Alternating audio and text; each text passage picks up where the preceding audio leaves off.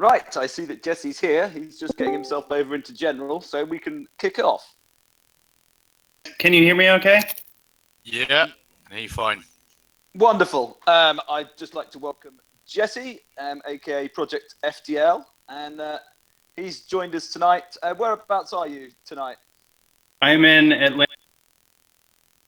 You're in Bobo country in Atlanta, Georgia. Yeah, I'm in Bobo and Drac country.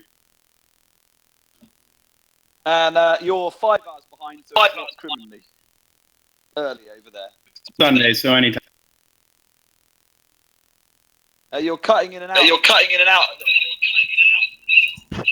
Oh, Oh, And can you hear me now? And whoever's plugged in without headphones, stop it.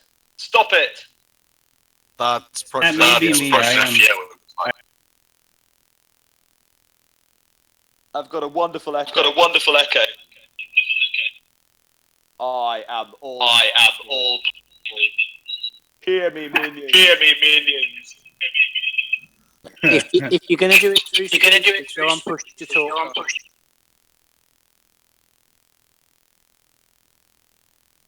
This is the voice of the Mr. Arms. Oh, it's gone.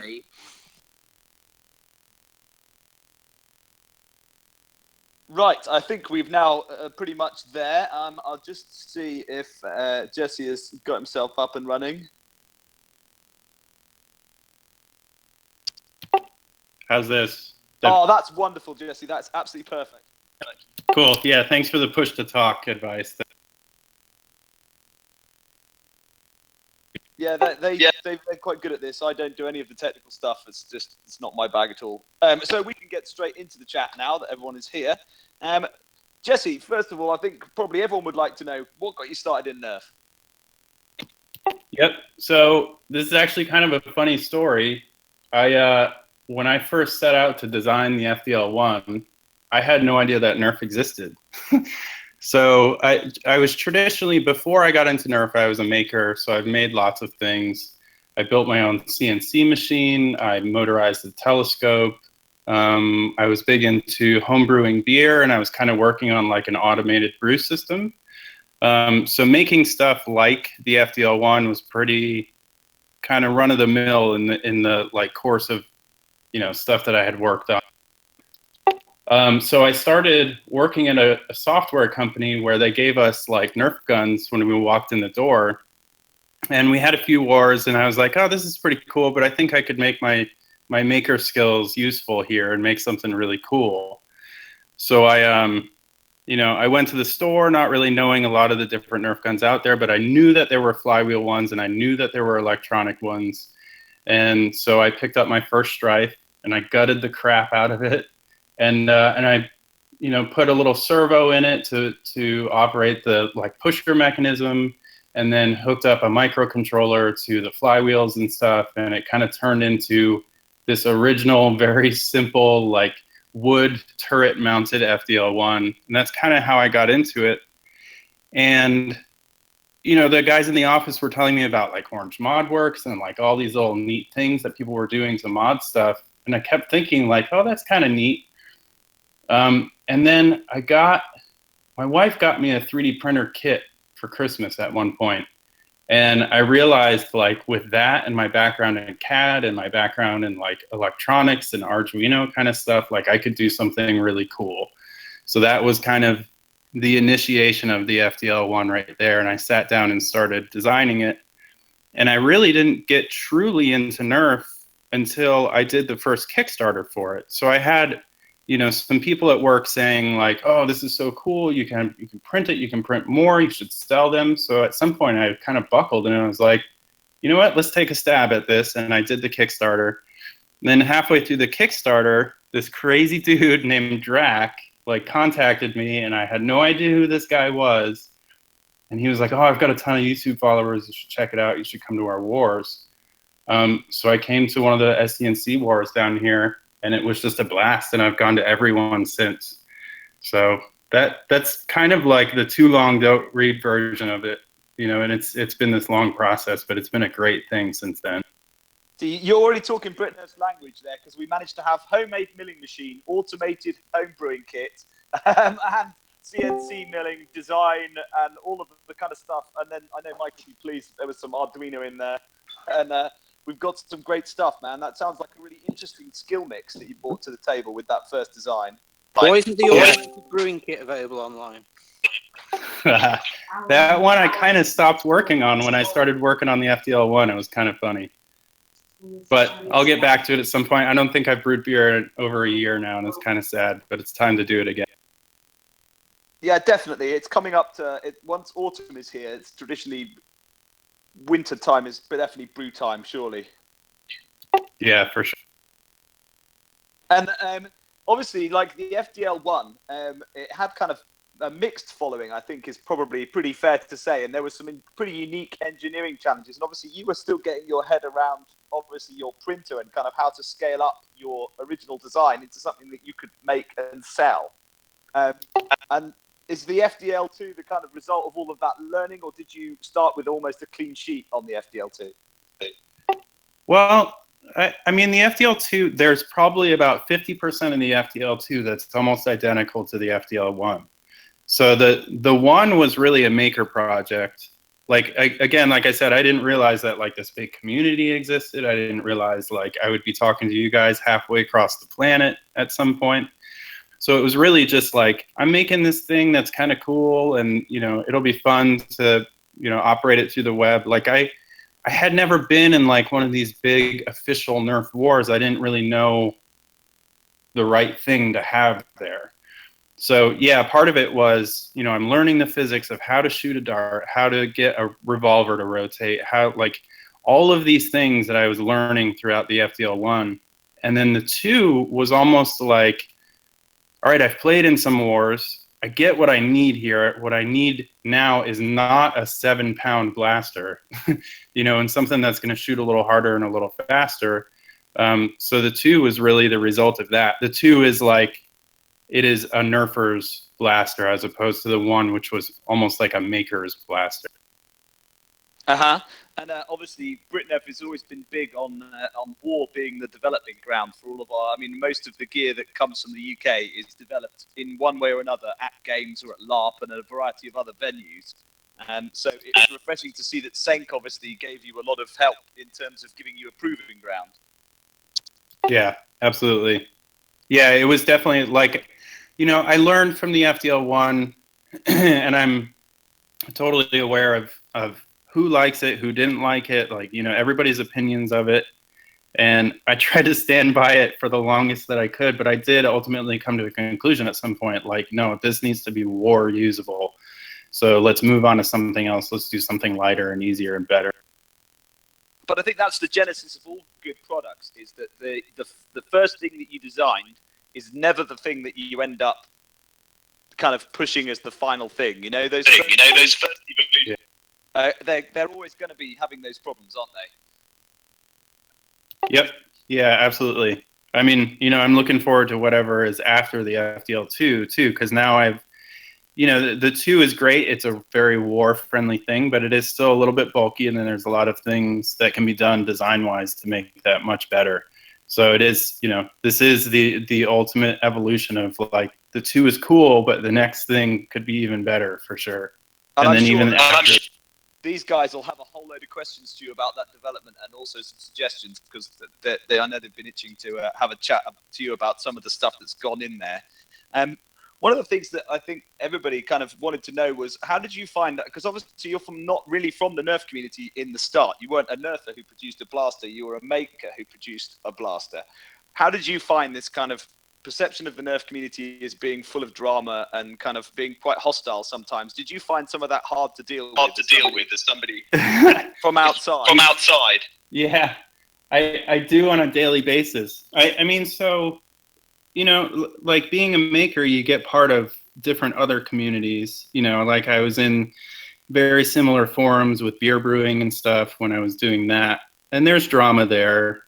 Not like the Nerf world, though. That's been an interesting thing to kind of to get used to. But it's cool. You know, everybody, the Nerf world is full of people who are capable of amazing things. And I think everybody has a little bit of an ego because of that. And it's just natural, you know, for egos to collide every once in a while. So it's a thing, and it's not a big deal. And obviously, how did you feel about some of the stuff that was said about your gear? I mean, there was some quite rabid commentary about some of it, which is, I'm always kind of averse to that because I feel it kills innovation. Yeah, that was tough to get used to at first. I'll be honest. And at first it's like, all right, do I defend this? Do I get really? I don't want to use the word violent about it, but like, it took some getting used to, and now like, I know in my heart of hearts and inside my head, like, what is good about the thing and what is not, and I know what's needed, and I know what I can get to time, barring time and things like that. So now it is like, it's really just, it comes down to time at this point, and getting around to all the things that I know could be better. And I'm to the point now where like when people make suggestions, I already know that it's not a new thing when somebody suggests, put a front grip on it or put something on it or make it skinnier or whatever. So it's taken a little while, but I've definitely gotten used to the feedback at this point. And I think that's really good. I think generally that the community they've learnt some in the last 18 months to 2 years. They've learnt a little bit more about how to take on board stuff from outside. And there has been, we've gone past the situation where, the pitchforks came out every time you suggested something that wasn't canon. And BritNerf has never been like that. And I'd hope that it stays open to virtually any idea that people might have. I'm known for having one or two ideas of my own that are fairly fixed, like spin equals cock. But I'm still open to changing that. Prove that for me, then I will make a new T-shirt that says spin might not equal cock. But we live to have our minds. I agree with you, and I fight for the spin equals cock on Reddit when I'm on there every once in a while, because that is one of the things that I get recommended a lot. It's like, put a canted cage in there. I'm like, you need to just pick it up and shoot it because it shoots straight. I don't think we need to put spin on this. I think it's totally fine. So, and I think that also, where is the spin equals cock T-shirt? Yeah, definitely. You'll get the first one, Jesse. I promise. Awesome. I promise. I would wear it proudly. Maybe not to work, but I'll wear it to war. Excellent. We'll have to get that sent out to you. I'll try and see if I can organise that after the summer holiday because I take August off. I'm going to open up to the floor then. If people have questions for Jesse, if you want to go and put them in now, and he'll do his best to answer them. I'll add on to what we were talking about too. I like the way that I've always operated and the way that I go about things. I always come about things as far out of the box as possible. So I have been used to like people seeing the things that I do and going, well, that doesn't make a whole lot of sense. So, that's nothing new. Yeah, and I think that's really important. I think one of the things that BritNerf as a community has always tried to do is to try to embrace that everything should be questioned philosophy that comes across in lots of other, in industry and in lots of other hobbies. There is no canon. Everybody's looking for the next thing to change. And I think that Nerf had got into a position where it had this thing, and that was what was good. And it was only taking its inspiration from one or two communities who were viewed as being the way to do it. And I think one of the things that happened in the last couple of years is that has opened out now, and there is less of the way to do it. And there are ways of doing it, which I think is better. Right. I like to think that I had a little bit of a part in that shift in the community too. I don't know if that's narcissistic of me to say or not, but it would be cool if that was the deal. So we've got a couple of questions, so I'll go for... Narcissism fine, you're just like Boff. Sock Addict's got a question up first, and he said, are we likely to see an injection molded parts for the FDL series? Is that on the cards? Yes, eventually. Doing injected and molded things is a little different than printing. Like I've considered, do I want to injection mold the FDL2? And the more that I look at it, the more that I realize how hard it is to do. But I will say, without saying too much, that I have things coming up in the future that will be very injection moldable. So definitely look forward to that. I don't know how long it's going to take. Those molds are not the cheapest thing in the world, so that's kind of a big deal once I get. And also, you want to make sure that you've got it right before you go and get a mold made for it. Absolutely. So Davidoff has got a question. Any interest or plans for building anything Springer-based with that maker know-how? Peasant. Yep. So I have built a Springer. So it's a full K26 piece of PVC pipe, with some printed parts that a handle and a my go-to kind of NIC blaster when we have those wars too. And then I'm gonna little by little move that towards like a pump grip type of thing. I am really, really into, and I apologize, I don't know the proper term, but I think it's called like a double rainbow catch. I want to do a thing where you pump, but then your pressure comes out the back, and then you have a little U so that your barrel sits on top of the PVC, on top of the main plunger tube. Yeah. Oh, so it's essentially like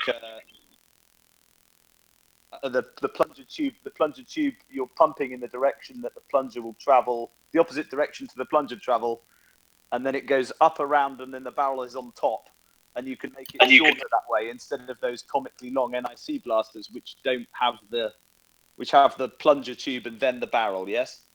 Yep. Yeah, and Noose and Nerf just posted something that was much like that. This was actually one of the contenders in the design contest that I entered the FDL2, and it's kind of fun. Yeah, yeah, and this was the one that the kid didn't actually design. That his dad is actually an incredibly talented designer and did some very nice work, but the kid had nothing to do with it other than taking the credit. I wish you hadn't told me that. So the next one is we've got UK Foam's question. Oh, sorry, Nerf Shack. Brian wants to know: will there be a rival FDL? I am working towards that.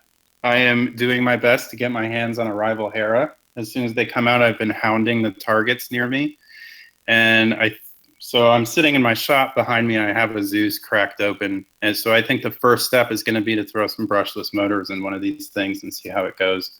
But until I know that those are going to work well, I'm not going to dig into an entire blaster. But I do get a lot of requests for that, so it is something that's, you know, in the queue to do in the future for sure.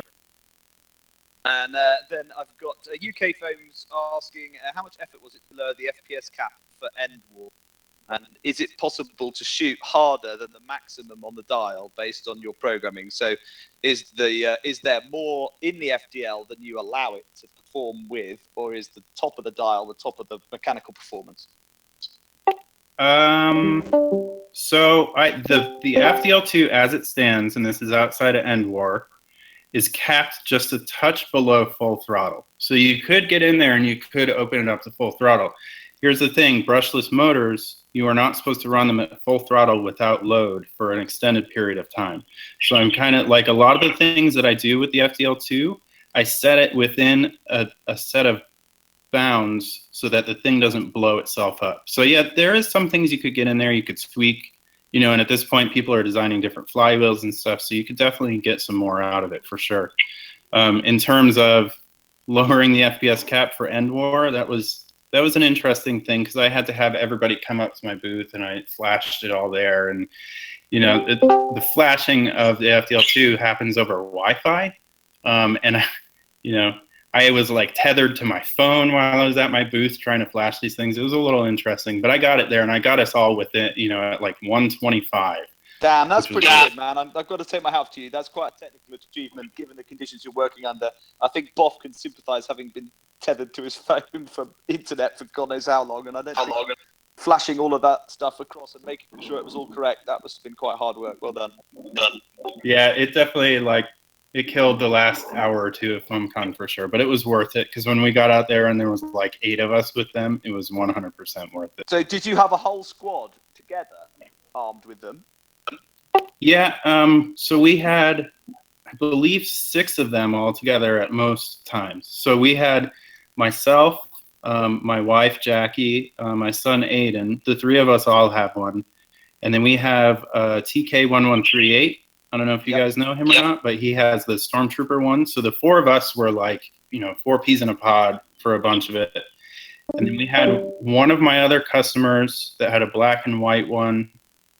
And then Chappie from the Hooligans, I had built one for him just before End War. So the 6 of us were pretty like close the whole time.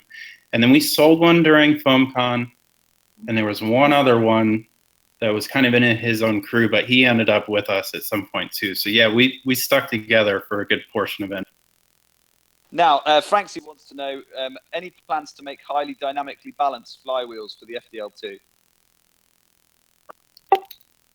What does dynamically balanced mean? That means that they're balanced for high RPM, like you would balance a any high RPM component, like they do for components in race engines, components in micro motors, that kind of stuff.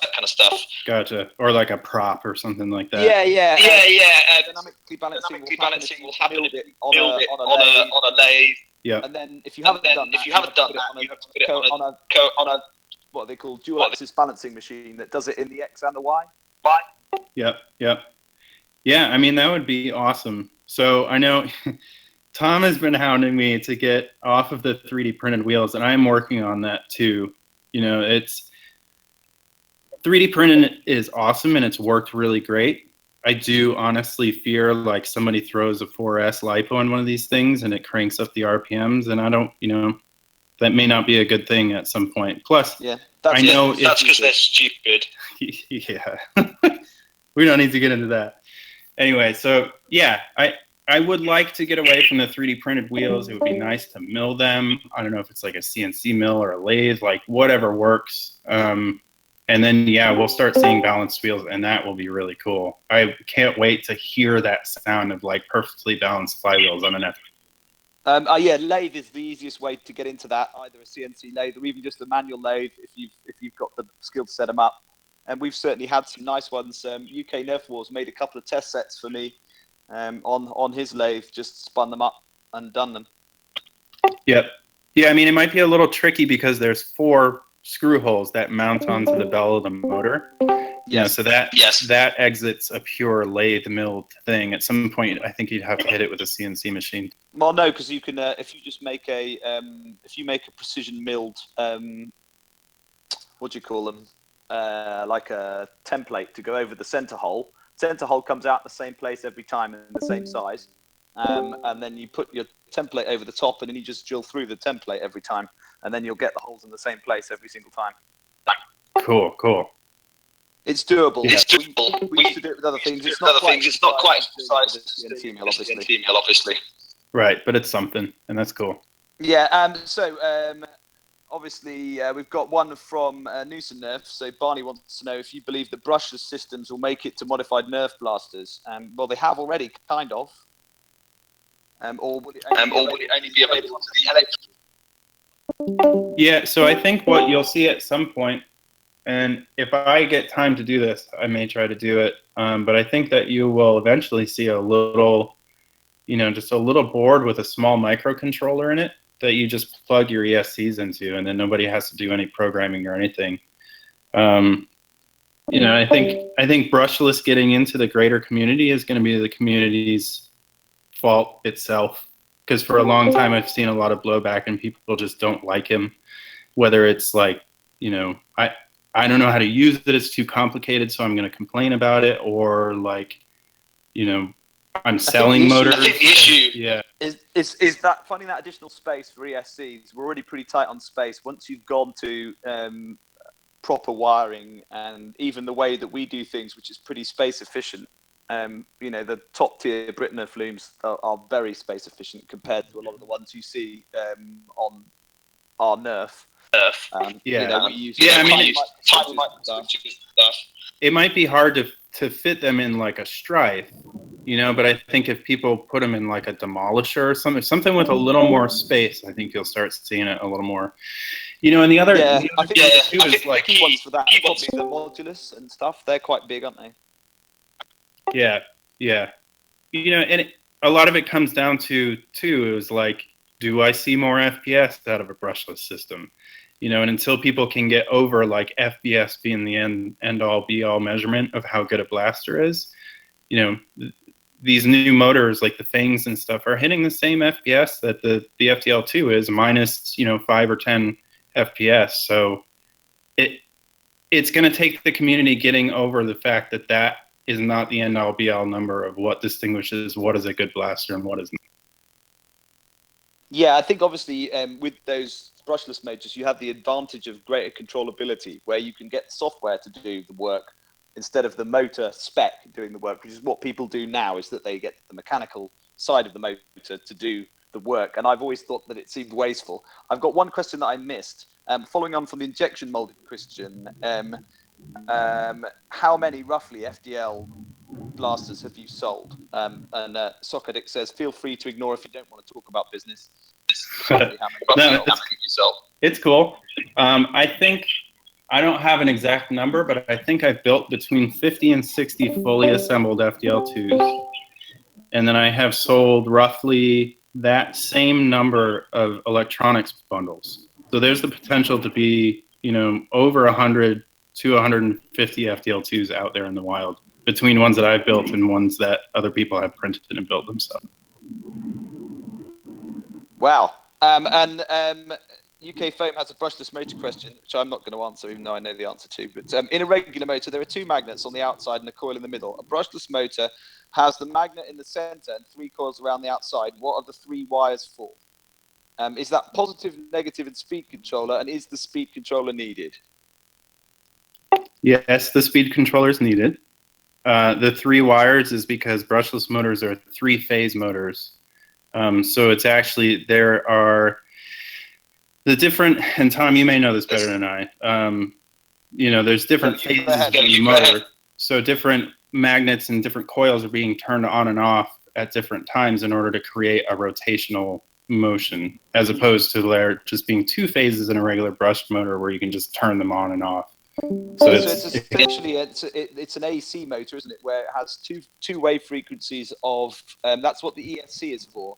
The ESC is creating the correctly phased signals to the motor, and without those correctly phased signals to the motor, a 3-phase motor will not run on a 2-phase signal. Yep, and the ESCs receive a certain amount of feedback too, so they know when the motor has reached a point where they need to kick on the next phase. So there's kind of a 2-way communication that happens between a motor and the ESC too. Yeah, that's why a back EMF controller is, because it's reading the load on all 3 phases at the same time. Yep. Look at that, Sock Addict. That's quick. Fleming's right-hand rule for inductive current. So it's some proper physics. I'm really bad at my physics rules because I stopped doing physics when I was like 15.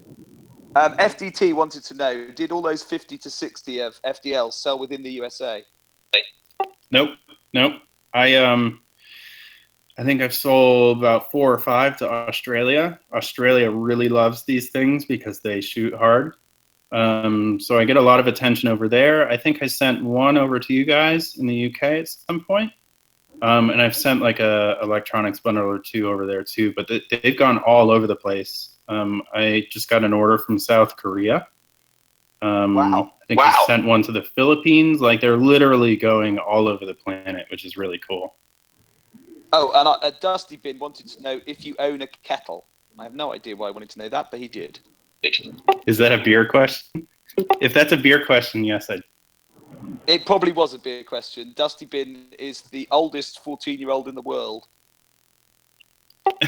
You should meet my 12-year-old son, then you guys would probably get along. Yeah. Dusty Bin is like that. Yeah, he was. He's a character, our Dusty Bin, and he's made some really good stuff too. Awesome. Anyone else got any further questions? We have some good teacher sparring going on here between Pete and Stock Addict. I can see we have 1 biologist and 1 physicist, and those two are never going to get on. Never going to get on.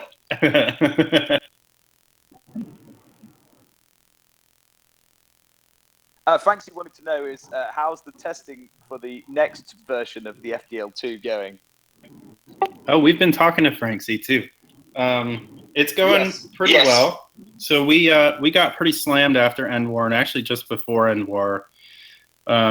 So all of the FDL2 X dev that I had wanted to do immediately after is getting a little pushed. But I have it prototyped. I have it working. So at this point, it's really just a matter of like getting the boards built and getting the printed parts designed to fit around the screen and stuff. So now it's like I'm past the hard stuff down to just the nitty gritty of what needs to be done in order to get it on on the site. Nice. I am shooting tentatively for like a early to mid-September release of that, so you guys know. Nice. And Pete wants to know is what size bed would he need to print the full FDL shell? Because he's got a printer now. God help us all. So the entire FDL 1 and 2 were both printed for and translate this to whatever units you guys want. They're designed for a 6-inch cube size build volume. 150 millimeters. Yep. So the printers that I use are PrinterBot Simple Metals, and those all have that size bed. So that everything was literally designed around the size of the printer that I actually have. The 2 has some longer pieces, like the panels that are on the left and the right side are a little long. Those will start to be a little tough if you have something smaller than a 6-inch. But you should be able to do it with that. Okay, and Sock Addict wanted to know if there's any plans for a rifle-sized FDL. I will build a rifle-sized FDL when I have time. So I'm in this weird state where, like, I want to build really cool stuff like that. You know, all these guys have these dual stage setups, and they're like just doing insane things. Meanwhile, I'm just selling FDL2s. So, and you know, that's part of this whole process. Is like, I started out, I designed a Nerf gun. Cool, I'm in the community. Cool, I'm playing with Nerf guns, designing something. But now it has become like I'm kind of a company, and you know, now it is learn how to sell a product, how to market it properly, how to be part of the community and be a vendor at the same time. And, you know, how do I make them quickly? How do I make them efficiently and accurately every time? So it's evolved into this thing where I like spending just more and more time on the FDL2. But in the future, for sure, I hope to reach a point where I can just do all the fun stuff like rifles and stuff. Boff, this must be sounding horribly familiar to you. And if you ever want to see what happens when you make your hobby your day job, BS UK, it's a pretty good lesson. Yeah, that's the ultimate goal, way down the road too. Is like make a living designing and selling Nerf guns. For now, software is going to have to. Okay, so we've got America question. Why are your HVZ games so long? That's because the Goucher long game from 2003 was designed around a week, Monday to Friday. That's why the American games are so long. But why do people persist in playing such long HVZ games, and do they get boring? Pete again. I mean, I didn't think End War was boring, but maybe that's not your run-of-the-mill NVZ game. Or HVZ game. How long are your guys' games usually? Are they like a day long? 10 minutes. Oh, so you do quick kind of things. We like play that. Infection, yeah, Infection, because most of our games are 4 hours, 5 hours tops, and they're usually like a pop-up. We play in one venue, play the game, then we put it all back in the back of the car, and then we go away, and we don't have a kind of permanent space. So that works. Yeah, that works quite well. You know, I think HVZ, and I missed all of this. Like, I haven't played in an official HVZ game, just End War and then NVZ last year. But those were all built around college campuses and kids playing between classes and, like, you know, things like that. So it had to be this kind of long conflict sort of thing that happened. And then I think in the terms of like End War, there's just so many people. I think End War there was between 400 and 500 people. So it just has to be 2 to 3 days long. We do zombie rounds at SCNC Wars now, though, where we do like 10, 15-minute rounds, and it's a regular 315 type of thing. But when you go out, you turn into a zombie, so it turns into HVZ halfway through the round. It's kind of... That's good. Davidoff wants to know, any plans for a modular system, underslung sock rogers or shotguns or master keys or stuff like that? Yes, but that's all I can say about it. There's probably room for some aftermarket there as well. I mean, if you've got some kind of standard rail system that you're thinking of adopting, then you'd probably be into a bit of an aftermarket situation for some of that too. Yeah, for sure. I mean, the FDL2 in and of itself, if you really look at it, there's a lot of things that could be swapped out pretty easily there. But it would be kind of neat. And it's quite modular. Yeah, it would be neat to take that another step further and have it much easier to swap things in and out. Well, you know my feeling about that it has to move away from a clamshell and become a receiver-based system, and that's the only way we'll get proper modularity and really nice breakdown ability and a whole load of other things. But that's quite technically difficult. Yep, but that's why I'm here for you guys. Yeah, Sorry we're to throw lucky out we some- have skills. So Dusty Bin has reminded me that the kettle question was not about a big mash tun kettle for making brewing, but a kettle for boiling water, because he'd heard a rumor that Americans don't own traditional water boiling kettles. Is this true? I mean, we own pots and pans. I mean we don't have like a large water kettle. Like, Because every British home has at least one of the boiling water required for tea and occasionally coffee. And that's why I see. the question was there. Yeah, Americans are funny about their coffee. They won't make it in big batches because everybody wants their own coffee to be the best coffee. Uh-huh. Same thing with beer, too. Nobody drinks the same beer twice here. It's crazy. Damn. See, we have quite strong beer loyalty. We have some people who only drink one beer. Yeah, so I guess this is coming from me as a home brewer, where like that was my R&D, which by the way is the best R&D. Like if you want a hobby with cool R&D, get into beer, because that just means drinking a bunch of different beer all the time, and that's awesome. Yeah, that's a pretty good hobby, isn't it? Let's be honest. Yeah. Combine science and recreation all in one. Yep, absolutely. Now if we can combine that with Nerf somehow, that'd be awesome. Yeah, you see, well, we've nearly managed it a few times. We have a couple of people here who actually, one of our members works for Marston's Brewery, which is one of the big UK breweries, and we were trying to persuade him to let us have a Marston's Brewery Nerf war, so we could combine beer and Nerf and a brewery. But he's disappeared lately. That would be great. So, anyone else got any questions for Jesse that haven't been asked already?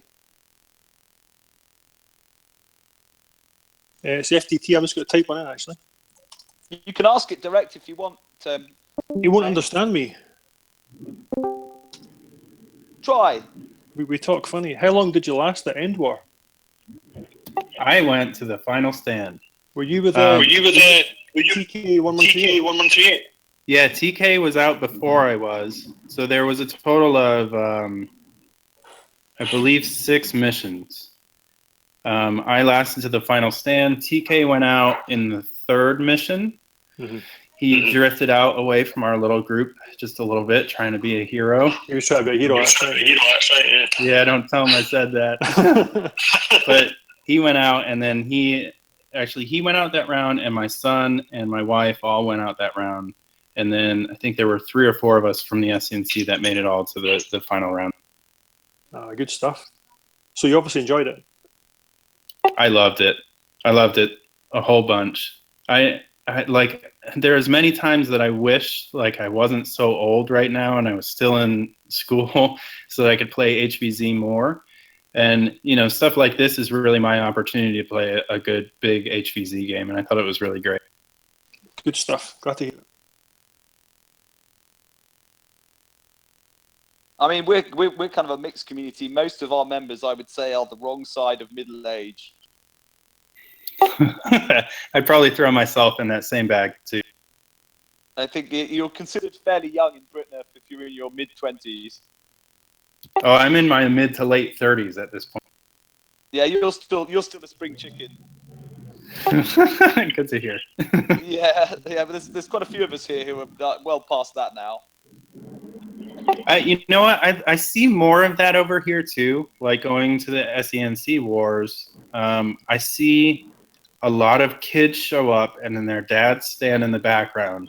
And then by the end of the war, it's the dad out on the field and the kid like, I'm tired, and the dad's just totally into it. And then the next war that they show up to, they've got like matching blasters that they modded together and stuff. So I'm seeing this kind of shift where it's a lot of father and son sort of things happening over here. It's really cool. I think we all see that in the UK, don't we? Definitely. I think it's one of the things we've noticed, haven't we? And FDT is one of our bigger organisers. He runs a number of different games around the country, so he's pretty well qualified to talk about that. You're also running an event in a nuclear bunker in Scotland. Yeah, I mean, there's a whole load of us who are organising lots of games up and down, so that's quite good. But yeah, the nuclear bunker thing is less than 2 weeks away now. The trailer just went up. I was literally working on it tonight, so I'll stick it back in the chat. There you go. But yeah, I'm always looking for something a bit different. I've started doing skate parks the last couple of years. That's quite good fun. But I've got a ton of other ideas, and the guys up in Scotland and the sort of Scottish Nerf community always come up with ideas. So I like to take ideas as far as I can and see how far we can take them. So yeah, some other stuff that's quite exciting coming up later in the year and into early next year. But the bunker event should be good fun. I've put a little teaser up. It just kind of shows people the main tunnel going into the bunker. But beyond that, there's 2 different levels underground where we've got a storyline. There may or may not be zombies involved. I can't confirm that. But there's also a bunch of military vehicles outside. So we're going to do the first games outside, take people inside. There'll be a drone outside as well, which will be quite good, quite like drone footage. Not my crappy drone, a professional drone. I'm paying for a film crew to film it properly, not the stuff I normally come up with. So, yeah, it should be good fun. That's cool. That sounds awesome. Yeah, we're kind of in the works of trying to find cooler places to play. Yeah. We have just our usual like public park here that we play in, and I am dying to play indoors somewhere, just like somewhere cool, somewhere like with something other than trees to hide behind. Like it's fun to play in a park, but it's time to like find some cooler venues for sure. See, the British system is really very much geared towards, because our weather's so unpredictable, we do have quite a lot of games where the majority of the play is inside, and it means we can play all year.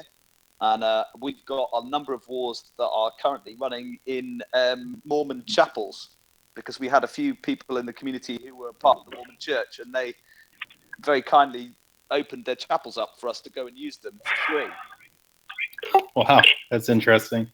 The downside that they're all a little similar, because they have a kind of like a plan that they work to with them. Like a lot of sacred spaces, there's kind of an order to them, but they're all inside corridor wars.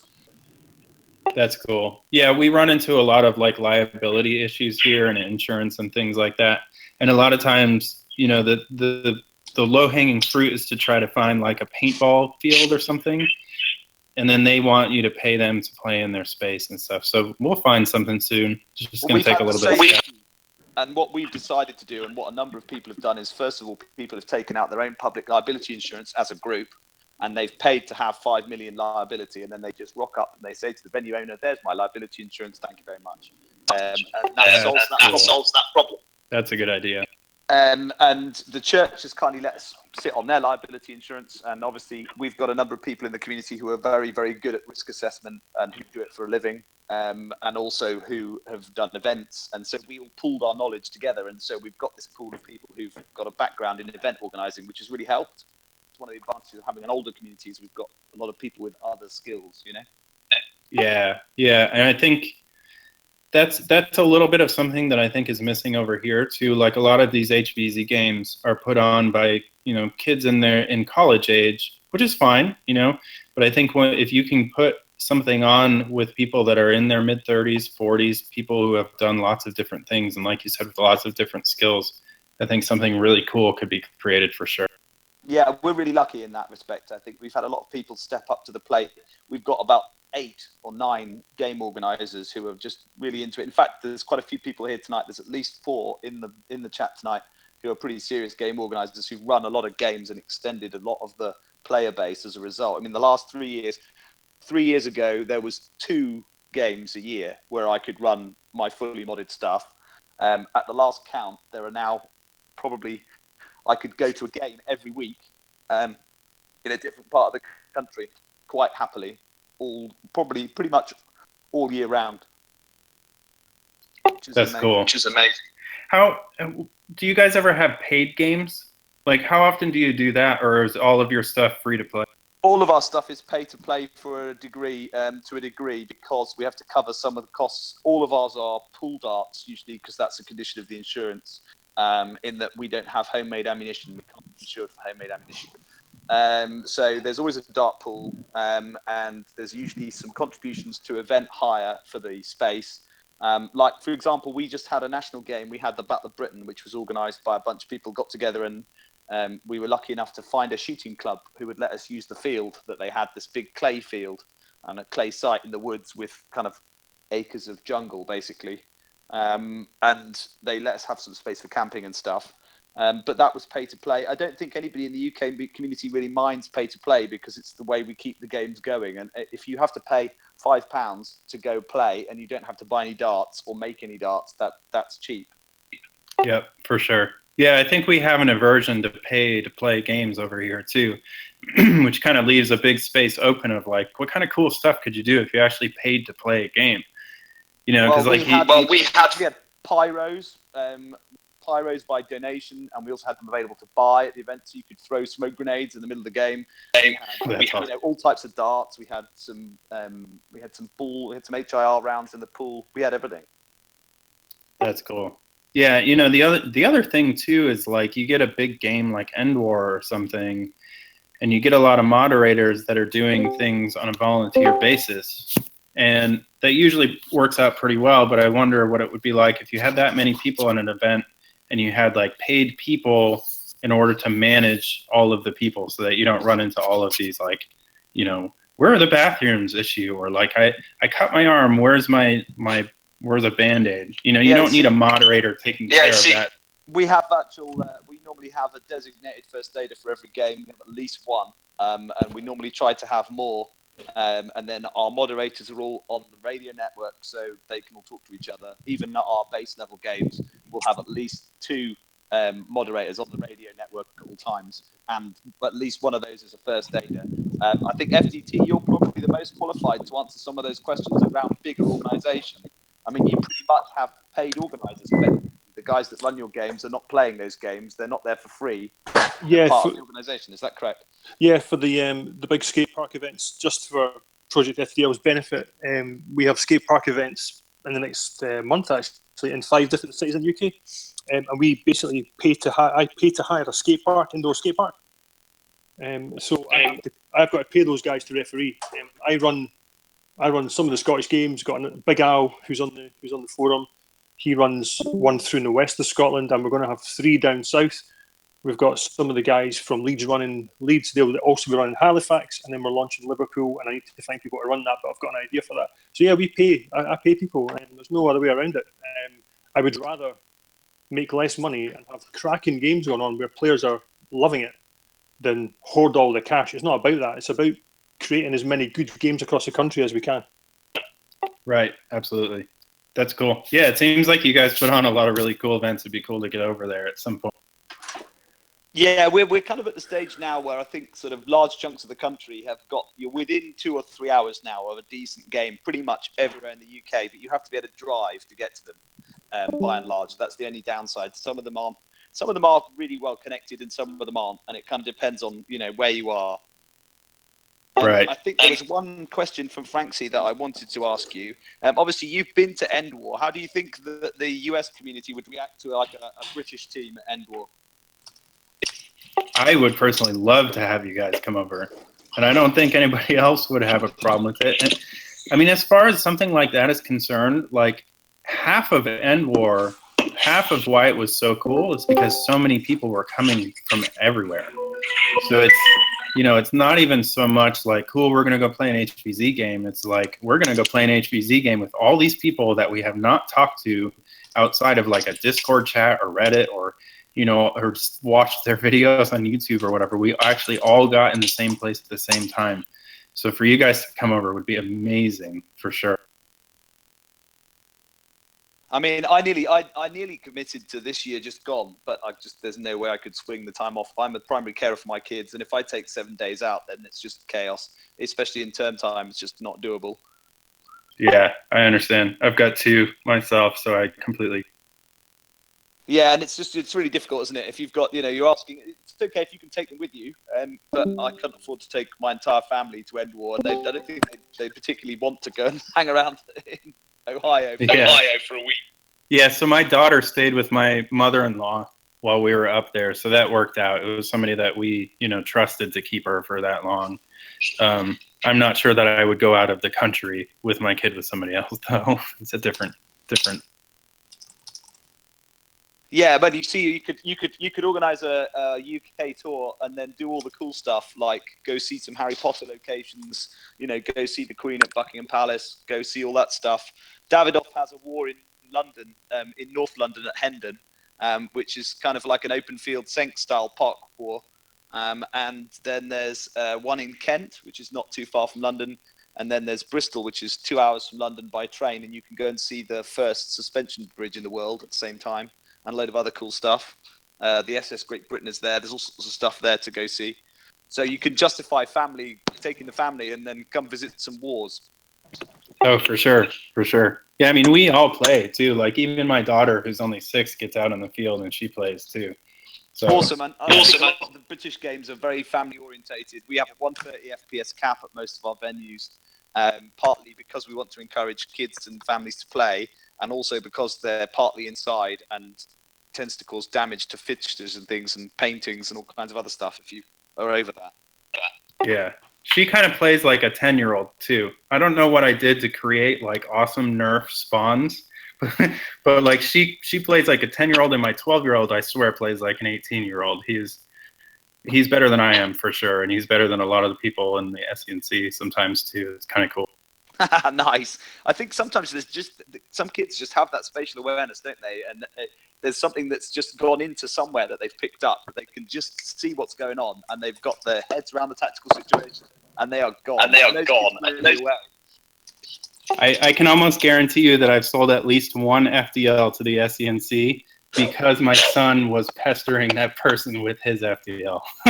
So they were like, I gotta buy one for myself so I can keep up with this 12. Excellent. So he's quite a good ambassador for your product then. He is. He's very good.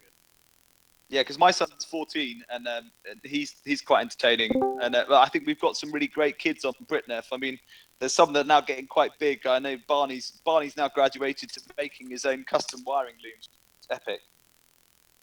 And Dustin's done some real clean integrations. He's moving on all the time. It's great to see that kind of some of the kids developing and moving forwards. Yep. That's actually one of my favorite parts of this whole hobby too. Like brewing beer, everybody was 21 and up, and everybody kind of was doing it for themselves. But you get into Nerf, and you go to these wars, and it's like kids from 6, 8, all the way up to guys in their 60s, and like fathers, sons, mothers, daughters, all playing together, and then watching these kids who will eventually have a clear engineering talent, just watching them bloom is really, really fascinating. Definitely, and I think it's a really good way of encouraging kids to step outside of that kind of instant gratification stuff where, instead of looking at app gaming or looking at a game that's kind of pre-made and it has a story arc, when you want to go and create and make something, that whole process is a thing in itself, isn't it? And actually the fact that you have to create the blaster, even if you've got a massive budget, sooner or later you're going to have to get your hands dirty and build something. Yep, absolutely. And even if you buy it pre-made, then you've kind of still got to fix it. Yeah, I was going to say there's a few different organisers who have run mod shops and that kind of thing, opened the doors and said, let's come and all tinker about together. And some of that is teaching, not just like people who always do it, it's teaching young kids how to get started, which is really good for the future for this country. Yep.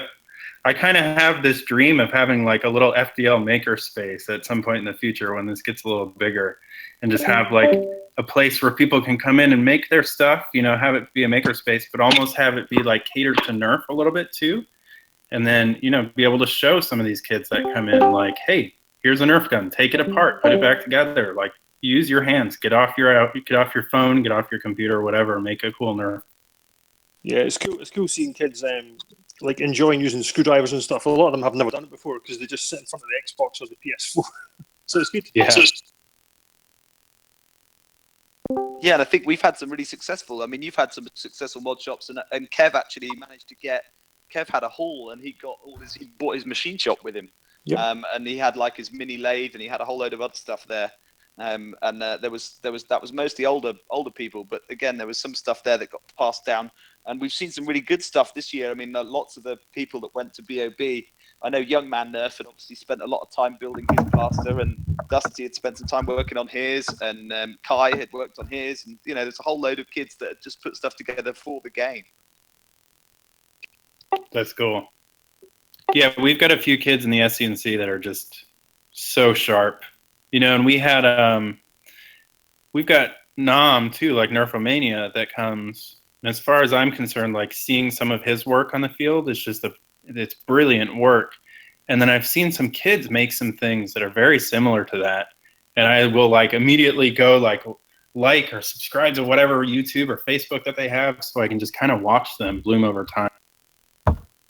Yeah, that's exciting, isn't it? I mean, Nom is a real handcraft guy, isn't he? I mean, he was born with a tool in one hand and a piece of wood in the other, pretty much. For sure, yeah. And see, people forget that about Drac. That Drac basically started off as being a really annoying kid with a screwdriver. I guess you could say that. I have said that to him before, and he's kind of, although he's become kind of a figurehead personality for the kind of American community, he started off as just a kid with a screwdriver and a desire to kind of take stuff apart, didn't he, really? Yep. I mean, he still does that, too. I think people forget that, is like, he's still modding things. He's still taking stuff apart at 2 or 3 in the morning.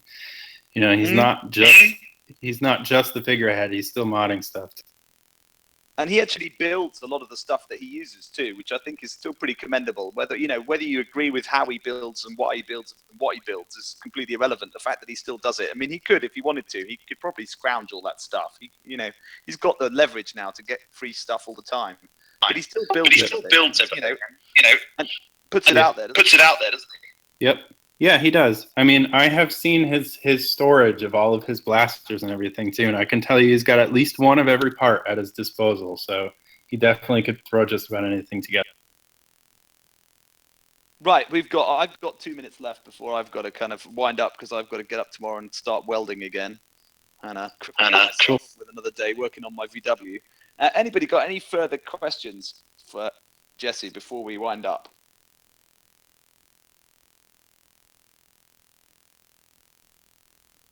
Oh, someone's typing. That's a good question. Pete wanted to say, well, how have you been finding the various accents from around the UK? We haven't got some of our really thick Scottish accents in here tonight, and we haven't got any Geordies, have we? I've actually picked them up pretty well. So I grew up in in the Northeast in the U.S., and the accents in the South can get very thick. So I've learned in my old age to pick up on accents pretty quick. So I understand you guys pretty well. But you definitely haven't delved into the lingo, where I wouldn't be able to understand it. So it's like... We don't have any Glaswegians. I'm from Edinburgh, and Rab's from somewhere in between. And Big Al's not a Ouija. We haven't got any proper Ouijas. We have no proper immigrant Ouijas. Yeah, Big Al's not a Ouija. I learned the other day with those guys. Yeah, we have a guy in my office who's from the UK, and I learned the other day that you guys don't use pants, in the word pants, in the same way that we do. No, we don't. Yeah, that was a new one to me. It would be hard for me to call my pants trousers. You see, that's just because you've picked up your funny colonialisms, and obviously they were always trousers, because there are two of them. One. Yeah, there's some. I love those like funny linguistic tics, and you get them region to region. Things mean different things. Even in a little country like ours, there's quite a kind of spread. And we have one or two very thickly accented members of BritNerf, and you do have to kind of, if you don't see them a lot, especially sometimes over Discord where the sound quality isn't great, you kind of have to sit and listen. Yeah. Now we've got Welsh mullet. Now Welsh is an interesting one, and apparently when some of the first like Asians and Indians and Pakistanis started migrating here, they could understand the Welsh people because the way they spoke was fairly similar. The intonation is fairly similar to Pakistani, and we've got quite a lot of Welsh players, but there's none of the Welsh players on tonight. We've got Welsh mullet, but he's hiding. He's not in voice, so you're going to miss that. If you were coming to the UK, where's really caught your eye that you've seen? If you were visiting Great Britain, where would you like to go?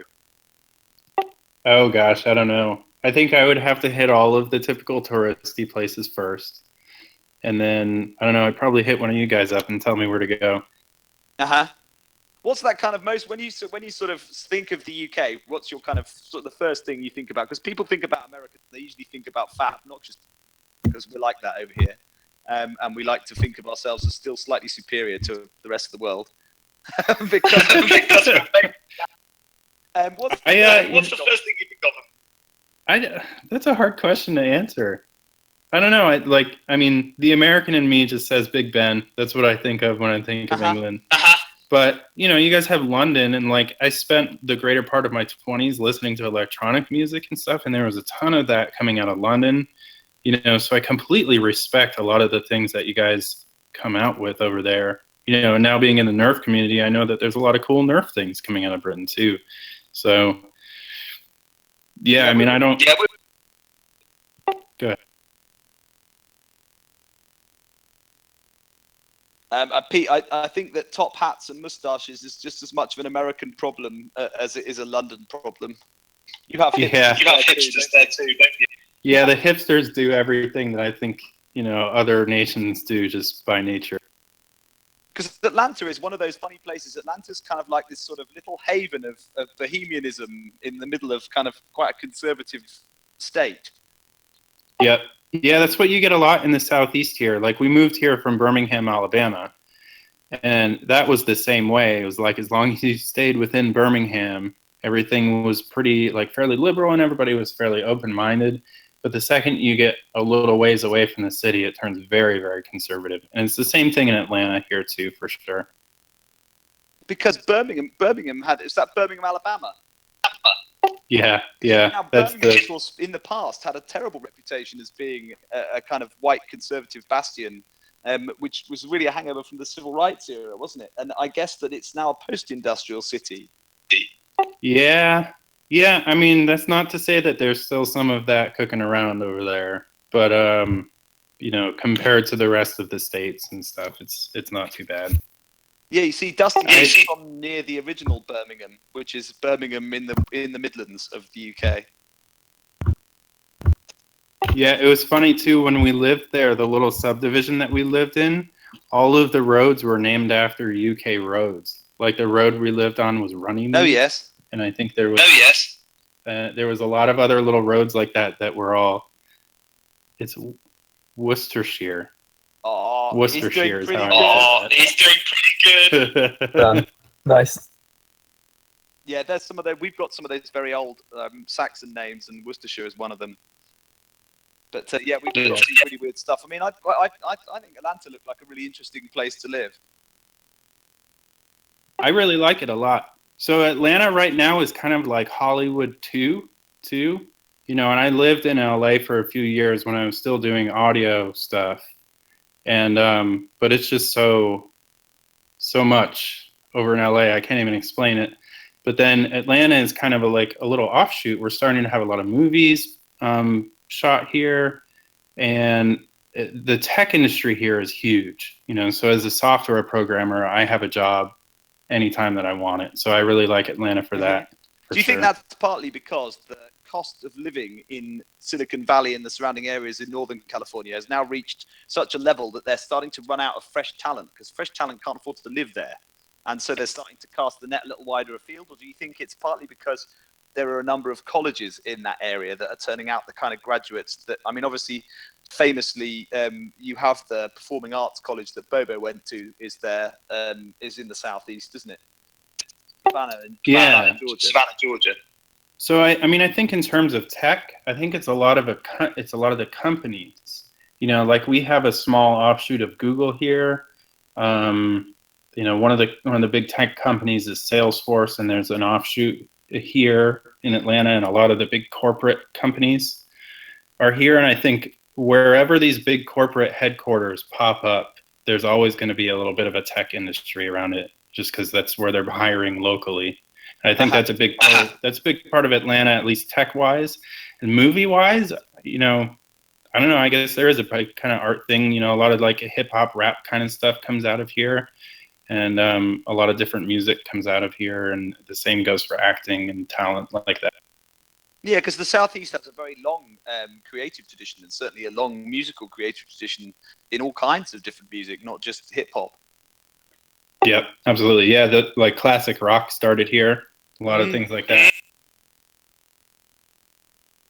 Which is quite amazing, and people think of the South as this kind of like funny backwater, homey kind of place, don't they? And then certainly abroad, it's got a very mixed perception of that, but it's not really like that at all, like most of these things.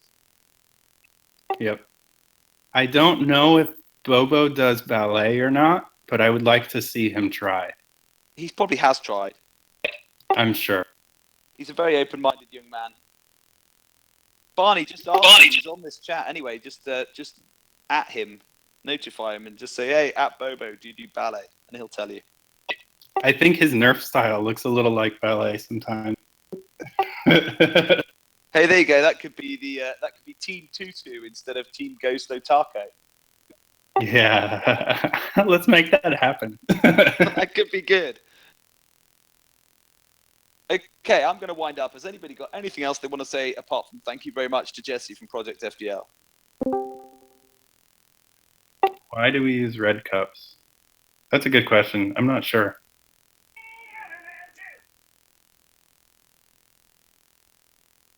Lots of good thank yous. And I want to say thank you very much for giving us your time. And it's a real pleasure to talk to a multi-talented maker like yourself. And obviously, we wait with bated breath to see what you come up with next. And I'm sure that Franks, you'll be buying your output for some time to come. And equally, Sounds like it. Picking up some of your product pretty soon too. Cool. Sorry to let that cat out of the bag, Franksy. Yeah, thanks guys for having me on. This has been awesome. It's cool to have gone from designing this thing a year ago to talking to you guys halfway across the world, and that's really cool. So yeah, definitely thank you for having me on for sure. Okay, well, it's a great pleasure, and do drop by anytime you like. You can either leave the server and keep it on there and come through me, or you can keep us on the server, and then if you want to talk to people, you can talk to people, because I know a few people have stayed on here, and it's always great to have, we kind of try to keep ourselves connected with the rest of the world. So thank you very much. I'm going to go, and the rest of you turned up, thank you very much too, and thank you for contributing, and we will have another chat shortly, and I will be looking at getting some more guests. So thank you all. Awesome. Cheers, guys. Thanks, guys. Cheers. Thank you, Jesse. Bye-bye. Bye bye. See you.